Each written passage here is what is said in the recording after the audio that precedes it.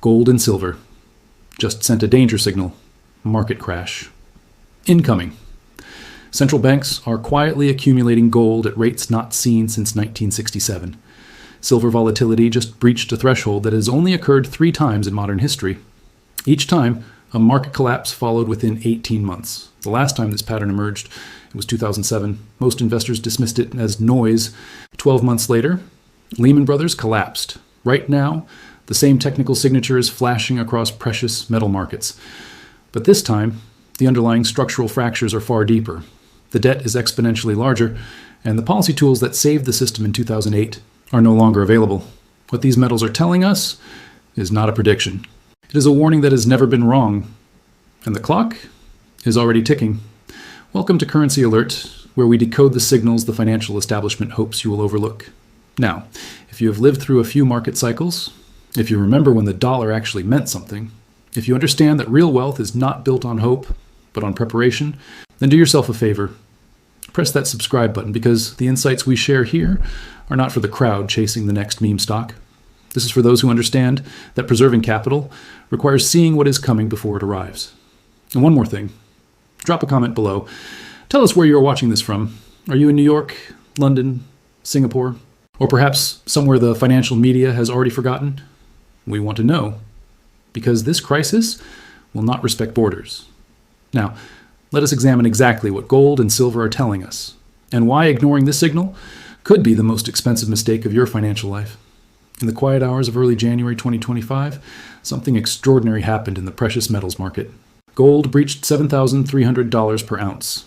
Silver crossed $34, and the world's most experienced traders, the ones who survived multiple crashes, began moving their capital with unusual urgency. This was not another routine rally. The technical patterns emerging across gold and silver charts were displaying a signature, a fingerprint, that appears only when the global financial system approaches structural failure. Veteran analysts at major institutions reviewed the data with growing concern because they had seen this pattern before. In 1929, just months before the Great Depression consumed entire fortunes. In 1999, before the dot-com bubble erased trillions in market value. In 2007, before the subprime crisis brought the banking system to its knees. And now, in 2025, the same technical formation was materializing again. But understanding this signal requires understanding what gold and silver actually represent in the modern financial architecture. These are not merely commodities.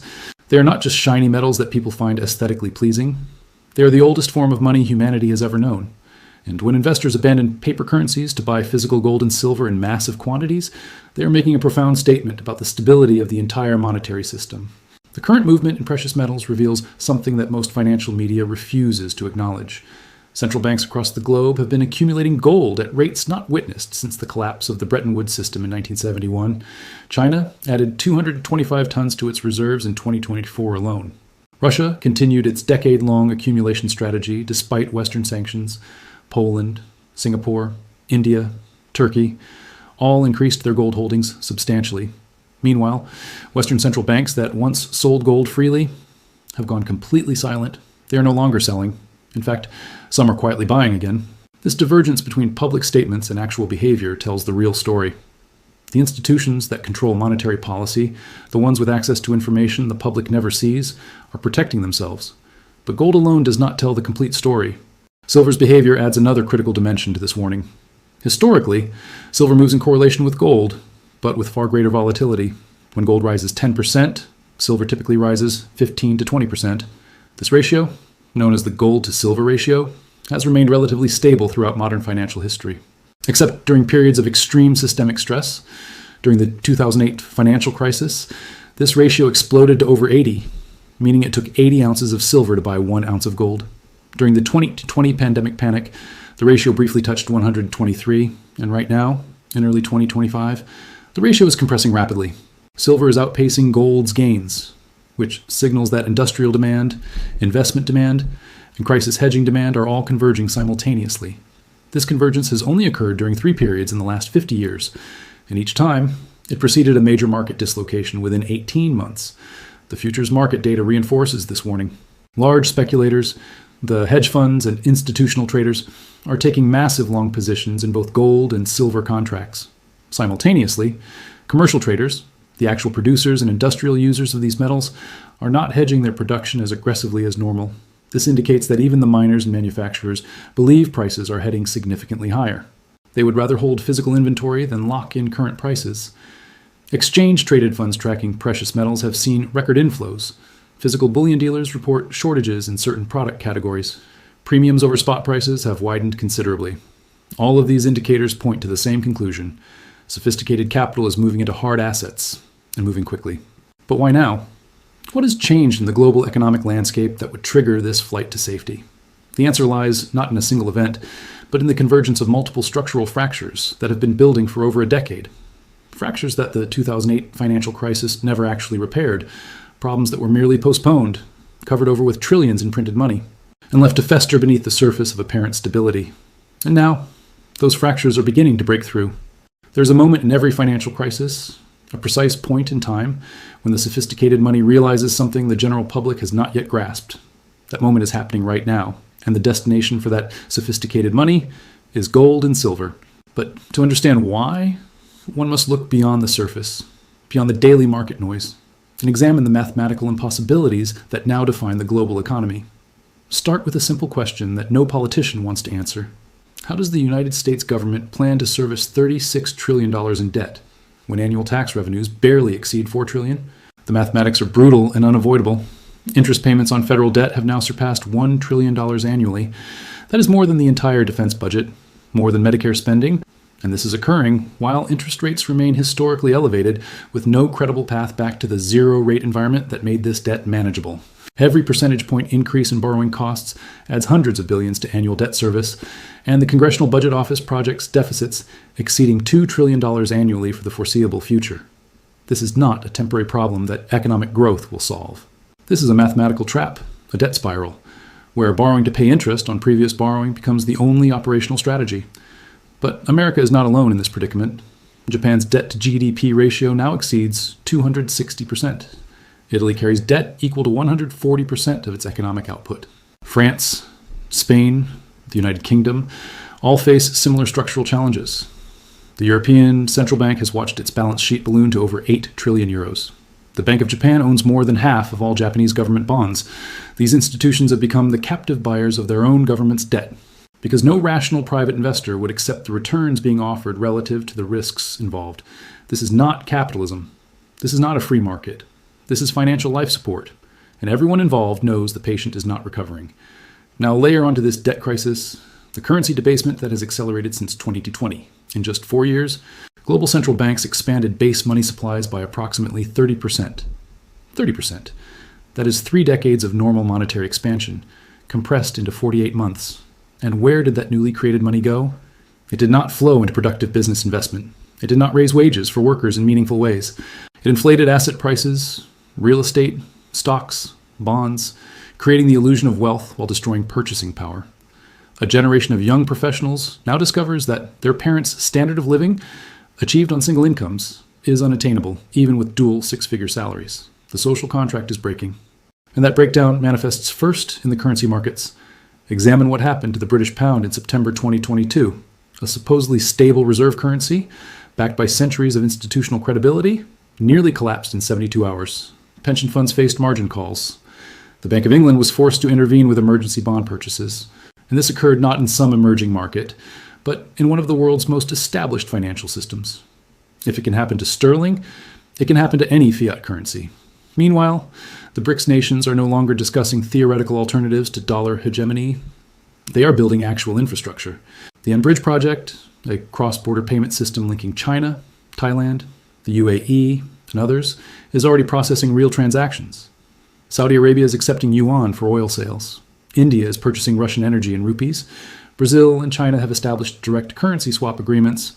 These are not merely diplomatic gestures. These are structural shifts in how global trade settlement occurs. And each shift reduces demand for dollars. When demand for a currency declines, while supply continues expanding through deficit spending, the outcome is mathematically predetermined. Currency devaluation becomes inevitable. And when investors recognize that inevitability, they do what humans have done for 5,000 years. They exchange paper promises for tangible assets that cannot be printed, debased, or destroyed by policy error. They buy gold, they buy silver, and they do so not because they are pessimistic, but because they are realistic about what history teaches. Every fiat currency eventually returns to its intrinsic value. 0. There exists a peculiar arrogance in every generation of investors, and the belief that this time is different, that modern technology, sophisticated central banking, and complex financial instruments have somehow repealed the fundamental laws of economics. History suggests otherwise. In 1923, a German widow went to the market with a wheelbarrow full of marks to buy a loaf of bread. By the time she reached the bakery, the price had doubled, not because bread had become more valuable, but because the currency had become worthless. The Weimar Republic did not intend to destroy its currency, it simply faced an impossible choice: service the war reparations demanded by the Treaty of Versailles, or default and face potential military occupation. So the Reichsbank printed and printed and printed until 4 trillion marks could not buy what 1 mark purchased 2 years earlier. The mechanism of destruction was straightforward: expand money supply dramatically, and while productive capacity remains static or declines, and purchasing power evaporates. Does that sound familiar? Because the United States and Europe expanded their money supplies by trillions between 2020 and 2023, while simultaneously shutting down significant portions of their productive economies, supply chains fractured, manufacturing capacity went idle, labor force participation declined, and when economies reopened, inflation emerged not as a temporary phenomenon, but as the mathematical consequence of too much money chasing too few goods. The Weimar lesson is not about hyperinflation's end state. It is about the political impossibility of making hard choices. In a democracy, no elected government can impose the austerity necessary to restore currency credibility once deficits become structural. The voters will not accept reduced entitlements. The corporate interests will not accept higher taxes. And so, the printing continues, until mathematics forces a resolution that politics refuse to implement. Now, consider the 1970s, a decade that destroyed an entire generation's retirement savings. Gold entered that decade valued at $35 per ounce. It exited approaching $900, a 25-fold increase in 10 years. But this was not a gold rally. It was a dollar collapse. The Bretton Woods system, which had maintained currency stability since World War II, broke down because the United States could not maintain fiscal discipline while funding both domestic programs and foreign wars. Sound familiar? President Nixon closed the gold window in 1971, ending dollar convertibility to gold because foreign central banks were draining Fort Knox. They recognized what the American public had not yet grasped. The dollars being printed exceeded the gold backing them, so they rationally exchanged paper for metal while the exchange was still honored. Within months of closing the gold window, inflation began accelerating. Within 2 years, it became the dominant economic concern. Within a decade, it had destroyed bond markets, collapsed stock valuations, and impoverished millions who believed government promises about currency stability. Paul Volcker eventually broke inflation's back by raising interest rates above 20%. But that solution is no longer available. In 1980, total U.S. debt was less than $1 trillion. Today, it exceeds $36 trillion. Raising rates to Volcker levels would make debt service costs larger than total federal revenues. The government would default within months. So that option, the hard money solution that actually worked, is now mathematically impossible. Then came 2008, when the housing bubble finally burst. Lehman Brothers collapsed. AIG required a government bailout. The entire commercial paper market froze, and the global financial system came within hours of complete shutdown. Gold had been rising steadily since 2001, from $250 to over $700 by mid-2008, not because investors were speculating, but because they recognized the systemic fragility building within mortgage-backed securities, credit default swaps, and over-leveraged financial institutions. The warning was clear for those watching precious metals, but most ignored it until it was too late to protect themselves. The crisis was resolved, temporarily, through unprecedented monetary intervention. Central banks purchased trillions in toxic assets. Interest rates dropped to zero, and enormous liquidity injections prevented immediate collapse.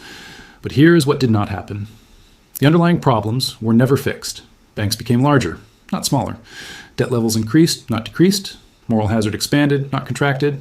The lesson the system learned was not prudence, but rather that reckless behavior carries no consequences because governments will always intervene. And so the leverage grew. The bubbles inflated larger. And the next crisis, the one forming right now, carries exponentially greater risk than 2008, because the ammunition used to fight the last crisis has already been spent. Understanding the warning is valuable, but understanding without action is merely expensive intellectual entertainment. The question that matters now is simple. What does a rational business leader do when the monetary system itself becomes the risk? The answer requires abandoning normalcy bias, the dangerous assumption that tomorrow will resemble yesterday, because it will not. Start with the most fundamental decision any business or individual faces: where to store value. For decades, the answer was straightforward: government bonds, savings accounts, money market funds. All promise safety, liquidity, and modest returns, but that calculus has inverted. When inflation runs at 5 to 7% and Treasury yields offer 4%, the real return is negative 3% annually. Wealth is not being preserved, it is being quietly confiscated through currency debasement. Holding excess cash has become a guaranteed losing strategy. Yet most businesses continue operating as if 2019 never ended. They maintain large cash reserves earning nothing, while purchasing power erodes monthly. The strategic response requires diversification into hard assets, physical precious metals, not paper certificates, not mining stocks, but actual gold and silver held in secure custody, real estate in jurisdictions with stable property rights and demographics, commodity-producing assets, farmland, energy infrastructure, water rights. These are not speculative positions. These are defensive positions against currency deterioration, but asset allocation is only one dimension of the required response. Operational risk management demands equal attention. Consider the business exposed to international currency fluctuations. A manufacturer importing components priced in euros, selling products priced in dollars, suddenly faces margin compression when exchange rates shift. In stable currency environments, these fluctuations average out over time. But when major currencies enter coordinated devaluation, as they are now, the volatility becomes directional and devastating.